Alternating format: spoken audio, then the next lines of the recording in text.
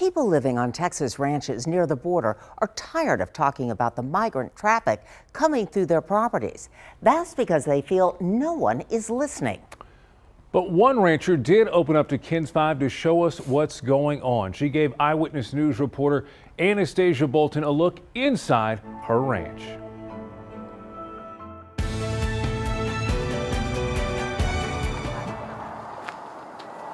As far as backyards go, it's very quiet. This one is exactly what Lynn wanted for her kids. It's very peaceful out here. She lives about 24 miles from the Texas-Mexico border in Dimmitt County. There's this sense of just, you're in God's country, like peace.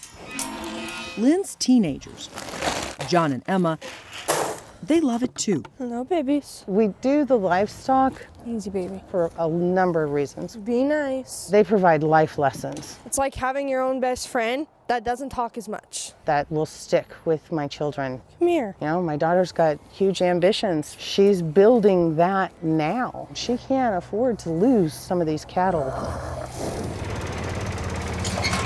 Well, I'm gonna head to the barn first. Life on this ranch is also providing Lynn's kids the kinds of lessons she wished they had to learn much later in life, if at all. Because I need to check some of the cameras that we have out here. Cameras help Lynn keep track of those family investments. We've had multiple times where we've come out and there's animals in improper locations or they're out. Lynn says cameras also show who comes and goes through her backyard. So it was functioning, but it was turned off. She often finds them turned off, broken, or taken. Lynn tells us she doesn't have that many left. Clearly, somebody who doesn't want to be photographed, videoed, or known to be someplace they don't belong. Lynn tells us there is a steady stream of people who don't belong on her property. We're being invaded. Our property, our home, our backyard is being invaded by trespassers. Over the years, Lynn's security cameras recorded suspected migrants on her land, loading up in cars, on their way somewhere else in the United States, or being detained by Border Patrol. No, dude, he's gonna see us. Her teenage kids got cell phone video of a man Lynn says is a migrant asking for a ride. Lynn also tells us people have demanded help. How do I judge the difference between an individual that approaches me that is looking just for a better life versus an individual who's got harm intended? How do I judge that? And I guess that's where I come back to the whole blanket, irregardless. Either side of that equation, you don't belong here. Maybe that's harsh, but it's my reality.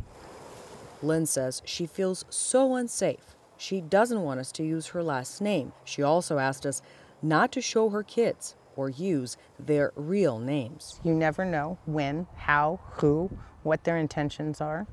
It's not like there's a consistent schedule. So yeah, it's being vigilant 24/7, and it's exhausting. The teenagers are tired too. I walked out to the barn in the morning and been confronted by one with 5 other buddies hanging out in the brush wanting water and a ride. And out there by yourself, it can get a little scary even with a dog. For the people that watch this, don't try and see it from your eyes, try and see it from our eyes. And try and put yourself in that situation. This is a thoroughfare. This is where they're moved from one property to another. They move and open up areas so they have better accessibility. And I'm going to use the wire that's on here if it'll hold. And I will tighten it on the fence. Lynn says she noticed more people on her property in the last year. To realize that there's eyes potentially out there watching you that you don't see. It's kind of creepy. What happens in her backyard, Lynn believes, depends on the people tens of thousands of miles away in the White House. Not only do our borders need to be closed until current conditions can be handled, that plan probably incorporates a wall, a border security of some sort.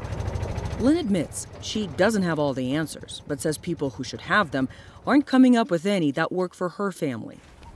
We find ways to adapt to the conditions and the problems and do the best we can. That's all we got. In Dimmitt County with Jose Sanchez, I'm Anastasia Bolton.